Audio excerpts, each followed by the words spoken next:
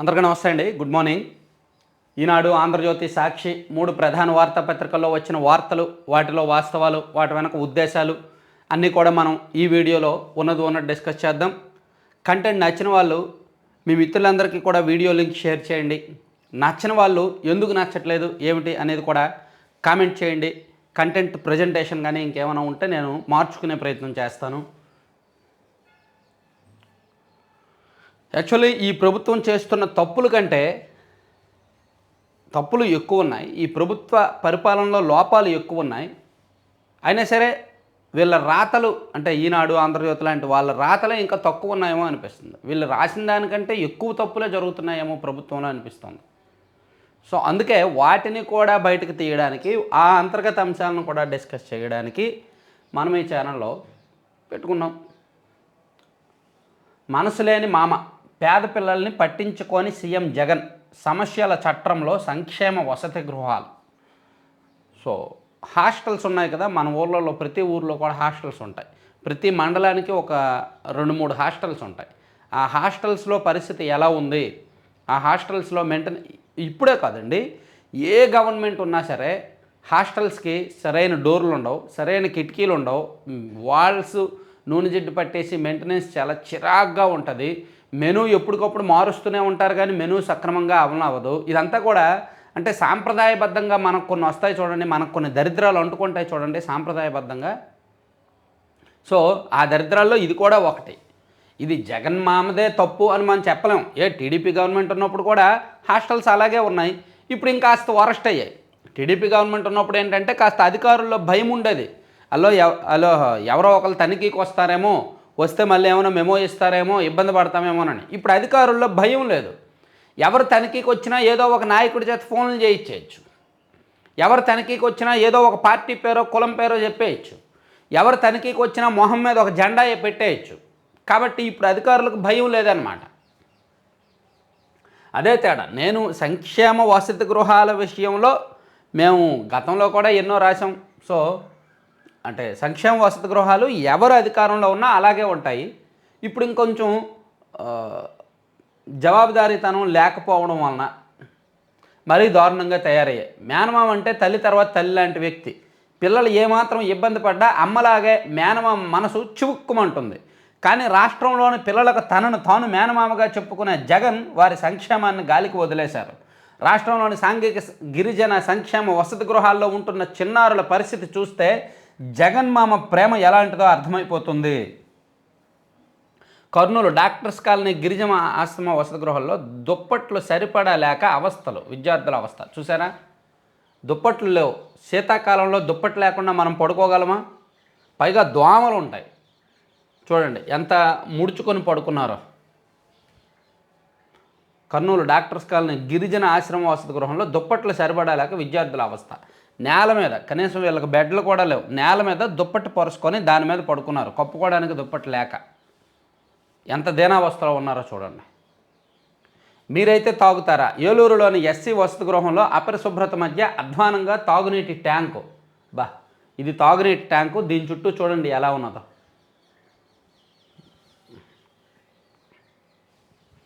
So ఇదే అంశాన్ని లోపల పేజీల్లో కూడా మామ ఇదేనా ప్రేమ, మధ్యాహ్నం పాఠం విన్న గదిలోనే బెంచీలను పక్కకు జరిపి నిద్రిస్తున్న విద్యార్థులు. అన్నమయ్య జిల్లా కంభమారిపల్లిలో ఎస్టీ బాలికల వసతి గృహానికి కరువైన ప్రహరీ. తరాలు మారిన హాస్టల్స్ మారవు. ఎంత దరిద్రంగా ఉంటాయంటే హాస్టల్స్, అసలు వచ్చిన డబ్బులన్నీ ఏమైపోతాయో తెలీదు. సో ఇప్పుడు ఈ ప్రభుత్వం వచ్చాక ఇంకా దారుణంగా తయారయ్యాయి. సరే అది పక్కన పెట్టి, విద్యా వ్యవస్థ రూపురేఖలు మార్చాం. మార్చారు. టోఫెల్ తీసుకొచ్చారు, ట్యాబ్లు ఇచ్చారు, స్మార్ట్ ప్యానల్స్ ఇస్తున్నారు, అన్నీ బాగానే ఇస్తున్నారు. కాకపోతే వాటి రిజల్ట్ ఎలా ఉంది అనేది చూడాలి. అది తెలుసు, రిజల్ట్ ఎలా ఉందో తెలుసు. విద్యార్థుల్లో నిన్న భీమవరం సభలో జగన్మోహన్ రెడ్డి గారు, సీఎం గారు విషబీజాలు నాటారు. విద్యార్థులకు 4 మంచి మాటలు చెప్పాలి. మీరు చదువుకోండి, మీకు మంచి భవిష్యత్తుని ఇస్తాను, మళ్ళీ మనమే గెలిస్తే మీకు పలానా చోట పలానా పరిశ్రమలు ఇస్తా, మీరు కొత్త ఏరోనాటిక్స్, రోబోటిక్స్ లాంటివి చేయండి, క్లౌడ్ కంప్యూటింగ్ చేయండి, దానికి సంబంధించిన అవకాశాలన్నీ మనమే కల్పిద్దాం అనే మాటలు చెప్పకుండా పవన్ కళ్యాణ్ 3 పెళ్ళిళ్ళు చేసుకున్నాడు, కారులు మార్చినట్టు భార్యలను మార్చాడు, ఇవన్నీ మాటలు మాట్లాడాడు ఆయన. ఎదురుగా పిల్లలను పెట్టుకొని విద్యార్థులను పెట్టుకొని మనం మాట్లాడాల్సిన మాటలేంటి, అక్కడ మాట్లాడిన మాటలేంటి? ఒకసారి ఆలోచిస్తే మనం ఎటువంటి రాజకీయ దరిద్రంలో ఉన్నాము అనేది అర్థమవుతుంది. మనం ఎంత దారుణమైన రాజకీయంలో ఉన్నామో, ఎటువంటి రాజకీయ దరిద్రంలో మనం ఉన్నామో, మన పరిపాలన అందిస్తున్న పెద్దల ఆలోచనలు ఎలా ఉన్నాయి అనేది అర్థమవుద్ది. నిన్న భీమవరంలో సీఎం గారు మాట్లాడిన మాటలు, 4.5 ఏళ్లలో 73,000 కోట్లు ఖర్చు చేశాం. తెదేపా జనసేన నాయకులకు విశ్వసనీయత లేదు. విద్యా దీవెన సభలో సీఎం జగన్. విశ్వసనీయత అంటే ఏంటి? అంగన్వాడీలు సమ్మె చేస్తుంటే వాళ్ళను బెదిరించడమా? వాళ్ళ గురించి కనీసం ఒక్క మాట కూడా మాట్లాడకపోవడమా? సీఎం స్థాయిలో ఉంటే అదేనా విశ్వసనీయత అంటే? ఆశా వర్కర్లను సమ్మె చేస్తున్న వాళ్ళ గురించి ఒక్క మాట కూడా మాట్లాడకపోవడమా విశ్వసనీయత అంటే? మొదటి నుంచి పార్టీలో నమ్ముకుని ఉన్న వాళ్లకు టికెట్ నిరాకరించడమా విశ్వసనీయత అంటే? ఏమో, విశ్వసనీయత అంటే డిక్షనరీలో ఏమైనా అర్థం మార్చేశారేమో ఈ మధ్య, నాకైతే తెలియదు. బోల్డ్ ఉన్నాయి. మెగా డిఎస్సి ఇస్తామని చెప్పి ఓట్లు వేయించుకొని ఇవ్వకపోవడం, బహుశా అదే విశ్వసనీయత ఏమో. సిపిఎస్ రద్దు చేసి ఓపీఎస్ తెస్తామని చెప్పి ఎన్నికల హామీ ఇచ్చి సిపిఎస్ రద్దు చేసి జీపీఎస్ అనే మధ్య ఓయా మీడియాగా వాటి తీసుకొచ్చి దాన్నే ప్రచారం చేయడమేమో విశ్వసనీయత అంటే. బహుశా అదేనేమో. ప్రభుత్వ వేతనాలు ఇచ్చి వాలంటీర్లు నియమించుకొని పార్టీ కోసం పని చేయించుకోవడమేమో విశ్వసనీయత అంటే. అంటే నాకు దాని అర్థం పూర్తిగా తెలియదు, నాకు అంతగా తెలుగు రాదు. సో మరి విశ్వసనీయత, తెదేపా జనసేన నాయకులకు విశ్వసనీయత లేదు అని అన్నారు సీఎం గారు. మరి దాని అర్థం ఏంటో నాకైతే తెలియదు. వైకాపాలో సిట్టింగ్లకు 2 విడతల్లో షాక్. తొలి దఫాలో 50 మందికి జనవరి 2న జాబితా వెల్లడి. తెదేపా జనసేన సీట్ల ప్రకటన చూసి మలి విడత సమీకరణాలు. సమన్వయకర్తల మార్పులపై పార్టీ అధినాయకత్వం కసరత్తు. సో మన ఛానల్ రెగ్యులర్గా చూసే వాళ్ళకి బహుశా టీడీపీ జనసేన లిస్టు చూసిన తర్వాత వైసీపీలో మార్పులు ఉంటాయి అనే సంగతి ఒక సెపరేట్ సబ్జెక్ట్తో నేను వీడియో చేశాను అని నాకు గుర్తుంది. మీకు గుర్తుందో లేదో ఒకసారి కామెంట్ చేయండి. అంటే రెగ్యులర్గా చూసే వాళ్ళకి తెలుసు.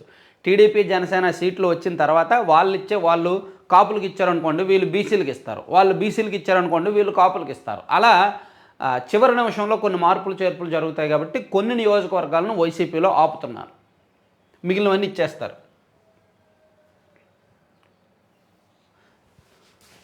అధికార వైకాపాలో సిట్టింగ్ ఎమ్మెల్యేలపై ఆ పార్టీ అధినాయకత్వం 2 విడతల్లో బాంబులు వేయనుంది. తొలి విడతలోనే సుమారు 50 మందిపై బాంబులు పడే అవకాశాలు కనిపిస్తున్నాయి. ఇప్పటికే 11 స్థానాల్లో మార్పులు చేర్పులను ప్రకటించి అక్కడ ఎమ్మెల్యేలకు షాక్ ఇచ్చిన అధిష్టానం మిగిలిన మార్పులకు సంబంధించి జాబితాను జనవరి 2న నూతన సంవత్సర కానుకగా విడుదల చేయనుంది. ముఖ్యమంత్రి జగన్ శనివారం ఉదయం వైకాపా ప్రాంతీయ సమన్వయకర్తలతో సమావేశమై నియోజకవర్గ సమన్వయకర్తల మార్పులను ఖరారు చేయనున్నారు. కొందరు ఎమ్మెల్యేలతో పాటు సమన్వయకర్తలుగా నియమించాలనుకున్న నేతలను శనివారం తన క్యాంప్ కార్యాలయానికి రావాల్సిందిగా ఆహ్వానించారు. ఈ చర్చల తర్వాత తొలి విడత జాబితాను ఖరారు చేసి జనవరి 2న ప్రకటించనున్నారు. తొలి విడతలోనే ప్రకటించబోయే జాబితాలో ప్రధానంగా ఉమ్మడి తూర్పుగోదావరి జిల్లాలో 9, అనంతపురంలో 7, కృష్ణాలో 6, ప్రకాశంలో 4, విశాఖలో 4, పశ్చిమ గోదావరిలో 3, కర్నూలులో 3, శ్రీకాకుళంలో 2 నియోజకవర్గాలు ఇలా ఉన్నాయంట. సో దీని మీద మనం ఎప్పటికప్పుడు సెపరేట్గా వీడియోలు చేస్తున్నాంలే. తర్వాత లోపల పేజీల్లో యువత సైకిల్ ఎక్కి ఫ్యాన్ను చిత్తు చేయాలంట, చేసేద్దాం. బీసీలకు ప్రత్యేక మేనిఫెస్టో అంట, ఇచ్చేయండి. మా పొత్తుతో జగన్లో భయం, వైకాపా విముక్త ఏపీ లక్ష్యం కావాలి, జనసేన అధినేత పవన్ కళ్యాణ్. ఓకే, పవన్తో జగ్గంపేట వైకాపా ఎమ్మెల్యే భేటీ. ఇవన్నీ లోపల పేజీల్లో ఉన్నాయి. ఒకసారి లోపల పేజీల్లో వెళ్ళి చదువుదాము. ఈలోగా ఒకసారి సాక్షి చూద్దాం. సాక్షి కోసం ఎంతోమంది గుండెలు కొట్టుకుంటున్నాయంట.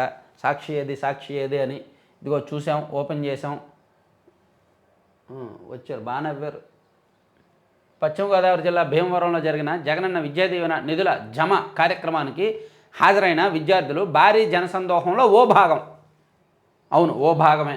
ఈ భాగానికి మనం ఇచ్చిన సందేశం ఏమిటి అని కూడా రాయాల్సింది. ఈ భాగానికి ఇదిగో వీళ్ళందరూ విద్యార్థులు, వీళ్ళకి మనం ఇచ్చే సందేశం ఏమిటి? ఎవరైనా ఎదురుగా విద్యార్థులు ఉంటే 4 మంచి మాటలు చెప్తారు. ఈవెన్ అసలు వక్త కానీ నేనైనా సరే ఎదురుగా విద్యార్థులను చూసారే, వీళ్ళు మనకంటే చిన్నోళ్ళు, వీళ్ళు ఉజ్వల భవిష్యత్తు భావితరం పౌరులు, వీళ్ళు రేపు పొద్దున దేశాన్ని, రాష్ట్రాన్ని, సమాజాన్ని ఉద్ధరించాల్సింది వీళ్ళే, వీళ్ళకి 4 మంచి మాటలు చెప్దాంరా నాకైనా అనిపిస్తుంది. రాకపోయినా పక్కన బుక్ ఎట్టుకొని అయినా చెప్తా, రాసుకొని అయినా చెప్తా. కానీ ఆ స్థాయిలో ఉంటూ పెళ్ళిళ్ళ గురించి పెటాకుల గురించి దత్తపుత్రుడని అదని ఇదని ఏమేమి మాట్లాడారో మరి దాన్నేమో మోసాలు కుట్రలు కుతంత్రాలు ఇవే దుష్ట చతుష్టయం వారి దత్తపుత్రుడి మేనిఫెస్టో భీమవరంలో సభలో నిప్పులు జరిగిన సీఎం వైఎస్ జగన్ చంద్రబాబు పాలనలో మొత్తం అవినీతి అభూత కల్పన దోచుకున్న సంపద దుష్ట చతుష్టయానికి బిస్కెట్లుగా పంపకం పక్క రాష్ట్రంలో నివాసం ఉంటూ పక్కవాడు సీఎం కావాలని పార్టీ పెట్టిన గనుడు దత్తపుత్రుడు సీటు ఇచ్చినా ఇవ్వకపోయినా చిత్తంబాబు అనే త్యాగరాజు ఈ ప్యాకేజీ స్టార్ ఉంటాయి కౌంటర్లు గట్టిగానే ఉంటాయి.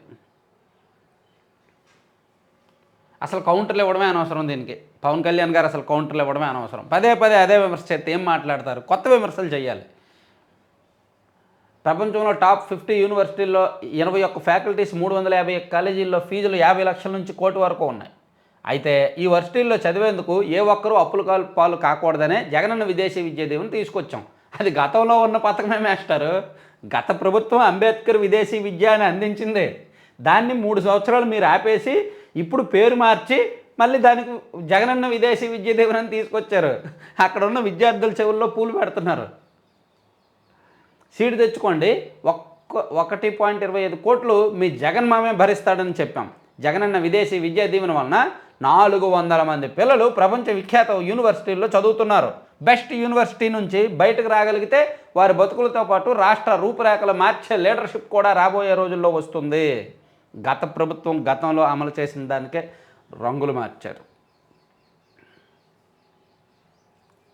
సరే, నిన్న బటన్ నొక్కారు, అకౌంట్లో ఎప్పుడు పడతాయో ఏంటో చూద్దాం.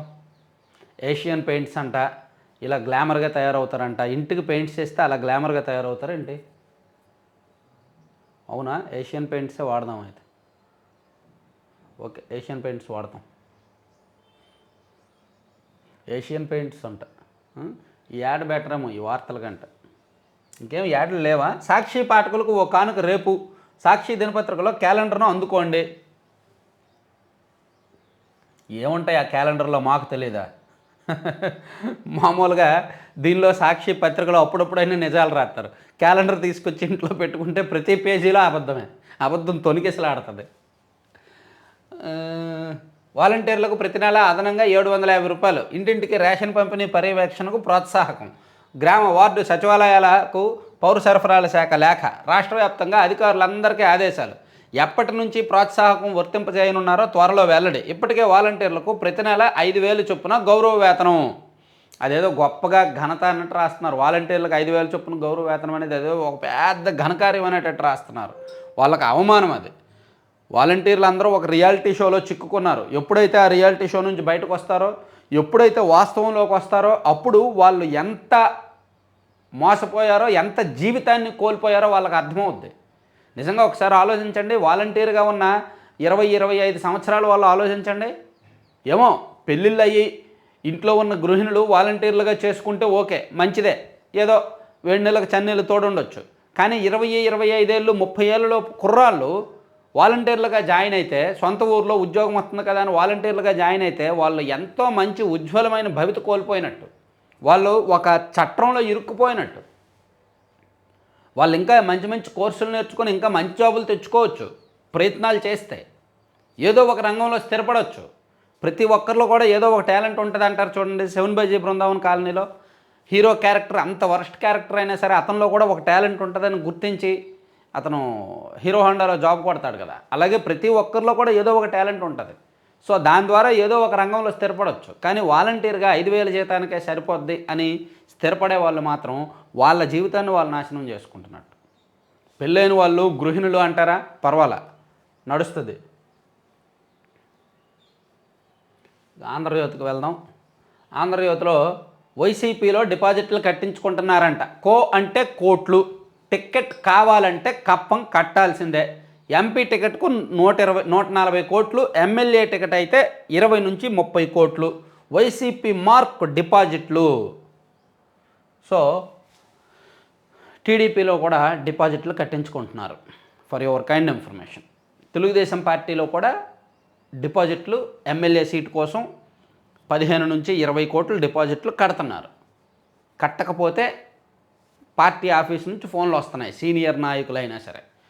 ఈవెన్ ఎంపీ టికెట్ అయితే ఒక 100 80 చూపించమంటున్నారు. వాళ్ళ చేత కూడా డిపాజిట్లు కట్టించుకుంటున్నారు. ఎందుకంటే రేపు పొద్దున్న ఎన్నికల టైంలో అభ్యర్థులు చివరి నిమిషంలో మా దగ్గర డబ్బులు లేవు, మేము పంచలేము, మేము ఖర్చు పెట్టలేము అని చేతులు ఎత్తేస్తే వాళ్ళు కట్టిన డిపాజిట్లే అక్కడ ఖర్చు చేయడానికి. అయితే వైసీపీలో డిపాజిట్లు లెక్క వేరు. ఎన్నికల ఖర్చు కూడా వాళ్ళదేనంట. ఇప్పుడు డిపాజిట్ చేయాలంట, ప్లస్ ఎన్నికల ఖర్చు కూడా వాళ్ళే పెట్టుకోవాలంట. టికెట్ కావాలంటే వైసీపీకి కప్పం కట్టాల్సిందే. ఆపై ఎన్నికల ఖర్చు ఎవరిది వాళ్ళే, ఇవ్వగలిగితే వాళ్ళే వచ్చి టికెట్ అడగండి. రిజర్వ్ స్థానాలకు మాత్రం కొంత రాయితీ. తమ వల్ల కాదంటున్న సిట్టింగ్ ఎంపీలు, బరిలోకి దిగుతున్న 2 ఐఏఎస్లు, రిజర్వ్ స్థానం నుంచి ఒక అధికారి సై, 50 కోట్లతో మరో అధికారి సిద్ధం, కర్నూలు ఇస్తే 100 కోట్లకు మరొకరు రెడీ, ఖర్చు లెక్కలకు సిట్టింగ్ ఎంపీల బెంబేలు. అది పరిస్థితి. ఎంపీ సీటు ఖర్చులు పెరిగిపోయినాయి. ఈవెన్ టీడీపీలో కూడా 100 120లో ఉన్నారు ఎంపీ సీటు. తర్వాత సైకిల్ ఎక్కండి, పల్లెల్లో తిరిగి ఫ్యాన్ను చిత్తుగా ఓడించండి, మీ భవిష్యత్తుకు మీరే బాటలు వేసుకోండి. భూముల్ని మింగే చట్టం తెచ్చిన జగన్, దీన్ని చూస్తుంటే నాకే భయమేస్తుంది. రైతుల భూములన్నీ నిషేధ జాబితాలోకి క్లియర్ చేయడానికి ఓటా అడుగుతున్నారు. లేదంటే కార్యాలయాల చుట్టూ తిరగాలి. ఎవరిని అడగకుండా ఇలాంటి చట్టమా? అంగన్వాడీల సమస్యలను పరిష్కరిస్తాం. P4 విధానంతో పేదల అభ్యున్నతి. శాంతిపురం రామకుప్పం సభలో చంద్రబాబు నాయుడు గారు తన సొంత నియోజకవర్గం కుప్పంలో 2వ రోజు పర్యటన అయింది. ఈరోజు 3వ రోజు పర్యటన ఉందన్నమాట. కొంచెం మోటివేట్ చేసేలా మాట్లాడుతున్నారు. తర్వాత వైసీపీ అధికారంలోకి రాకూడదంతే, జగన్ పాలనలో సర్వనాశనం. పవన్ కళ్యాణ్ గారు, మహిళలకు రక్షణే లేదు, ఈ ప్రభుత్వ అరాచకాలతో జనం విసిగిపోయారు. నా ఎస్సీలు నా బీసీలు అంటున్నారు. వారిని ఈ సీఎం ఎంత వేధించారో జన సైనికులు ప్రజలకు వివరించాలి. ఈ ప్రభుత్వాన్ని పడగొట్టాలంటే మన పోరాటం ఒక్కటే సరిపోదు. అందుకే టీడీపీతో పొత్తు జనసేన అని. 2వ రోజు కాకినాడ సిటీపై సమీక్ష. జనసేనలోకి చంటిబాబు, పవన్తో జగ్గంపేట ఎమ్మెల్యే భేటీ. యాక్చువల్లీ ఆయన టీడీపీలోకి వెళ్ళాలనుకున్నారు.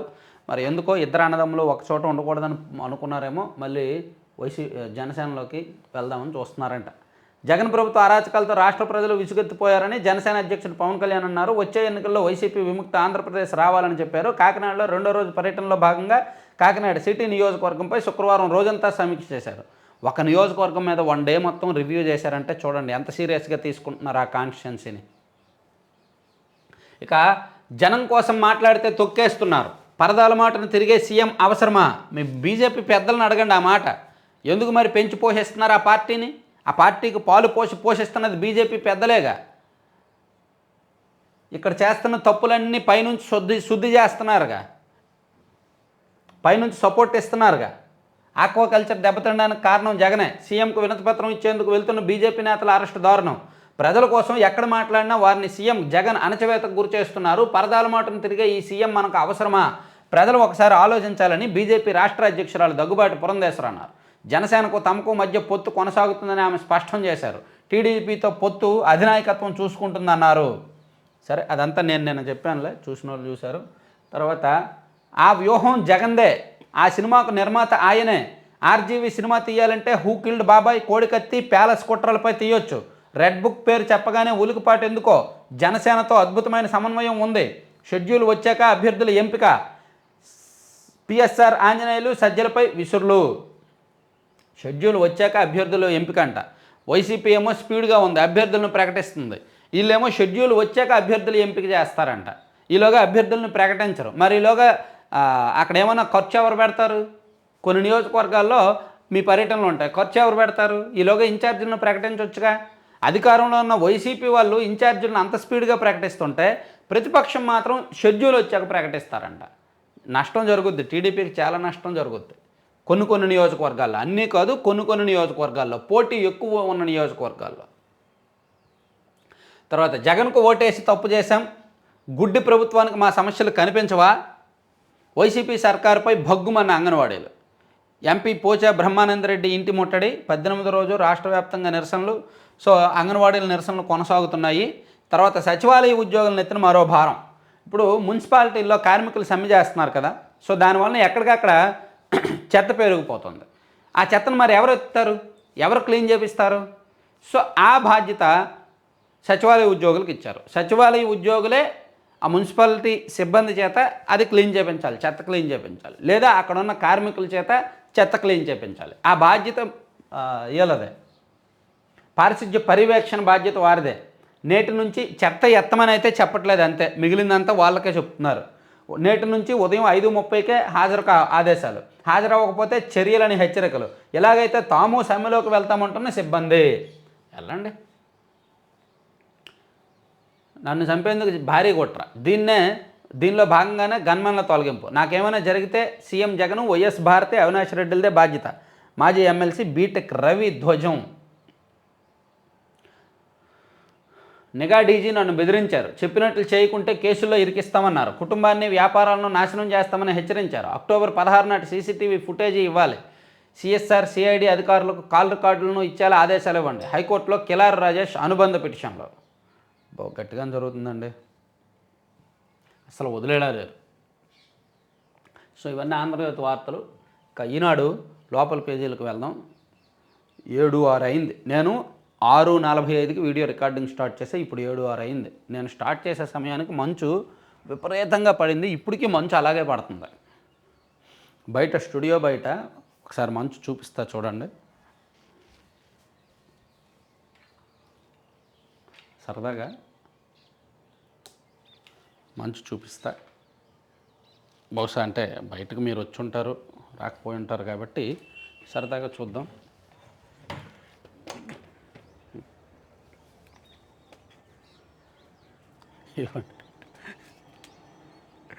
అసలు బయట ఏం కనిపించట్లే, మొత్తం మంచు. మా స్టూడియో బయట ఇది పరిస్థితి.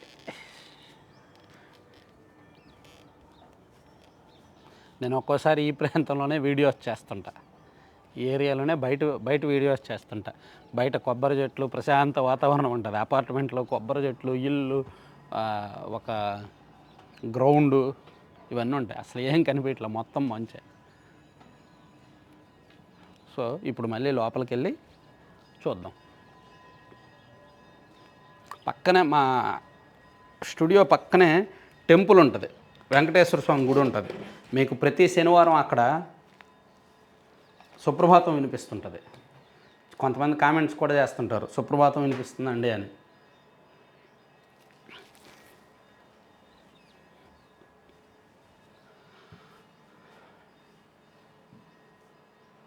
విద్యా వ్యవస్థ రూపురేఖలు మార్చాం.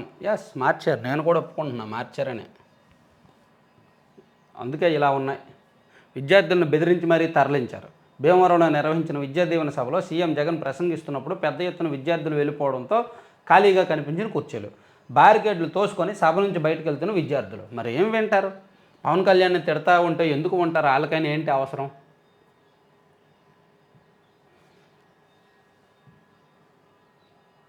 యువత సైకిల్ ఎక్కి ఫ్యాన్ను చిత్తు చేయాలి, కుప్పంలో 2వ రోజు పర్యటనలో అది చూసాము. తర్వాత నాటక రంగం తర్వాతే చిత్ర పరిశ్రమ, నంది నాటకోత్సవాల ముగింపు కార్యక్రమంలో మంత్రి అంబటి రాంబాబు.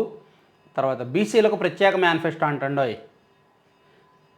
4 నుంచి జైహో బీసీ సమావేశాలు, తెదేపా ప్రధాన కార్యదర్శి లోకేష్ వెల్లడి. జగన్ బీసీల ద్రోహి అని మండిపాటు. బీసీల కోసం ప్రత్యేక మేనిఫెస్టో ఇస్తారంట తెలుగుదేశం పార్టీ.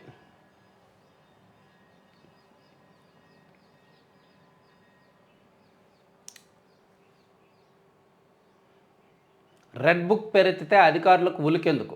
రఘురామరెడ్డి, సీతారామాంజనేయులు తప్పు చేశామని అంగీకరిస్తున్నారు. నేనేం మాట్లాడాలో సిఐడినే చెబుతోందా?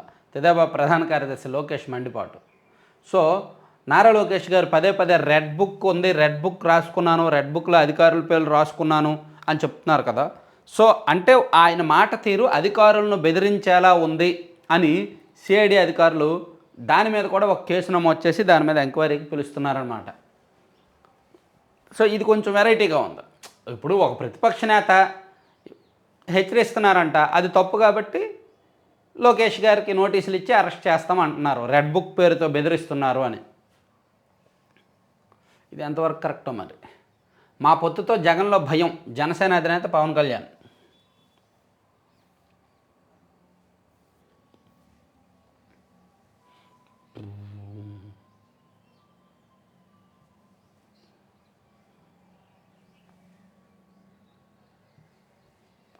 నాడు ఆరోపణ, నేడు ఆక్రమణ. దశపల్ల భూముల్లో వైకాపా పెద్దల పాగా. విపక్షంలో ఉన్నప్పుడు కుంభకోణం అంటూ జగన్ గగ్గోలు. అధికారంలోకి వచ్చాక నొక్కేసిన వైనం. చేతికి మట్టి అంటకుండా గిమ్మిక్కులు. 3,000 కోట్ల విలువైన 15 ఎకరాలు స్వాహా. 15 ఎకరాలు 3,000 కోట్లు. ఒక ప్లానింగు, ఒక పద్ధతి, ఒక విజన్.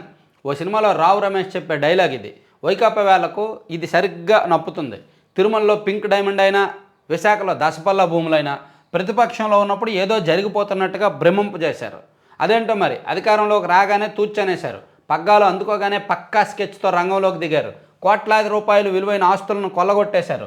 డాక్టరేట్కు మించిన డిగ్రీ ఏదైనా ఉందంటే అన్యాయాలు, అక్రమార్జనల సబ్జెక్టులో జగన్తో పాటు అనుచరగణానికి నిరభ్యంతరంగా ఇచ్చేయచ్చు.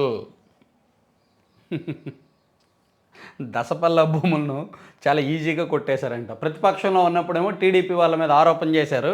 ఇప్పుడు వాళ్ళు అదే చేస్తున్నారు. నేను గతంలోనే చెప్పా, వైసీపీ ప్రతిపక్షంలో ఉన్నప్పుడు తెలుగుదేశం పార్టీ మీద ఏమేమి ఆరోపణలు చేశారో ఆ తప్పులన్నీ కూడా వైసీపీ చేస్తుంది. అంగన్వాడీలు వేతనాలు ప్రతిసారి పెంచుతామని చెప్పలేదు. ప్రతిసారి పెంచక్కర్లే, పెంచింది 1000.